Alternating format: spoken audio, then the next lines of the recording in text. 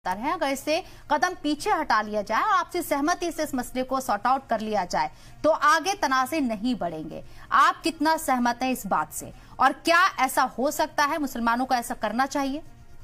देखिए, मैं मुसलमानों का रिप्रेजेंटेटिव नहीं हूं और मैं यहाँ कांग्रेस का रिप्रेजेंटेटिव हूं और ना ही मुझे लगता है रावत साहब पूरे हिंदू वो के रिप्रेजेंटेटिव है। अगर वो कोर्ट की बात कर रहे हैं, कानून की बात कर रहे हैं, तो कोर्ट में अगर कोई भी केस सब जुडिस होता है तो उस पर ज्यादा टिप्पणी नहीं करनी चाहिए। संवैधानिक अधिकार बोल रहे हैं, अप्लाई करें और रिलीफ लें, किसने रोका है? लेकिन जब ये नफरत फैलाते हैं, झूठ फैलाते हैं, तब हमें आपत्ति होती है। जब ये संविधान की धज्जियां उड़ाते हैं तब हमें आपत्ति होती है। ये दावा कर रहे हैं अभी डॉक्टर रावत साहब कि हमारे पास साक्ष्य हैं, एविडेंस है 500 साल पुराने। इनसे मैं एक एविडेंस मांग रहा हूं कि आजादी की लड़ाई में कोई एविडेंस दिखा दो। इनके पास 60 साल पुराने एविडेंस नहीं है, लेकिन 500 साल पुराने एविडेंस है। बताइए, तो ये कौन, क्या, कहां से आए हैं ये लोग हमारे देश में? कौन लोग हैं ये जो झूठ बोलते हैं, देश को गुमराह करते हैं? भाई, आजादी का कोई साक्ष्य दे दीजिए कि आजादी की लड़ाई लड़ी हो आपने।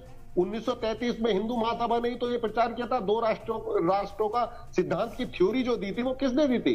हिंदू महासभा और आरएसएस ने 1933 में। उसको किसने बढ़ाया? मुस्लिम लीग ने बढ़ाया। मुस्लिम लीग के साथ सरकार कौन चला रहा था बंगाल में, सिंध में, नॉर्थ वेस्ट फ्रंटियर में? ये हिंदू महासभा वाले चला रहे थे। तो ये ऐसे लोग हैं, इनको हर पल केवल झूठ नफरत इतना झूठ बोलते हैं ये कि वो सच लगने लगता है। ये 500 साल पुराने साक्ष्य दे रहे हैं, लेकिन 60 साल पुराने साक्ष्य नहीं दे पा रहे हैं। तो और भाजपा के मेरे बड़े भाई आलोक भाई, उन्होंने कांग्रेस को नसीहत दी।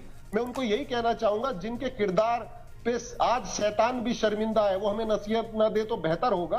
क्योंकि जिस तरीके की आपका चरित्र है, आप हमेशा देश को गुमराह करने का काम कर रहे हो, चाहे वो अर्थनीति हो, चाहे वो विदेश नीति हो, चाहे वो शिक्षा नीति हो। आज कौन सा क्षेत्र है, एक क्षेत्र बता दीजिए जिसमें भारत ने प्रगति की हो। मैं आपको चैलेंज करता हूं, आपकी सरकार के आंकड़े दूंगा और आप फेल हो जाओगे, मुंह दिखाने लायक नहीं रहोगे। और बार बार आलोक भाई क्या कह रहे हैं कि देश के लोग, जनमानस जाग गया। अरे, देश के लोग तो हजारों साल से जागे हुए हैं। ये तो गुमराह करने वाले लोग पहली